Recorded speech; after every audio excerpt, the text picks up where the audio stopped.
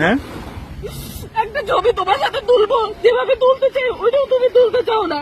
আচ্ছা কিভাবে তুলতে চাই আমি? ও চাকরি করে বলছে আমার জীবনটা। তাই ছবি না তুলে?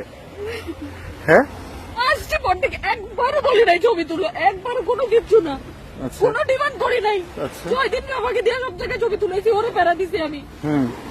এরপরে তুমি এখন শুরু করছো আমি নাকি ছবি তোলা নিয়ে শুরু, আসার পর থেকে প্যারা দিতেছি। কবে দেখছো তুমি আসার পর থেকে আমি প্যারা দিতেছি?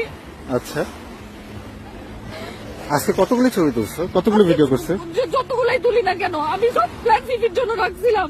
ও এর আগের ছবিগুলো কি ফ্রি তাইলে?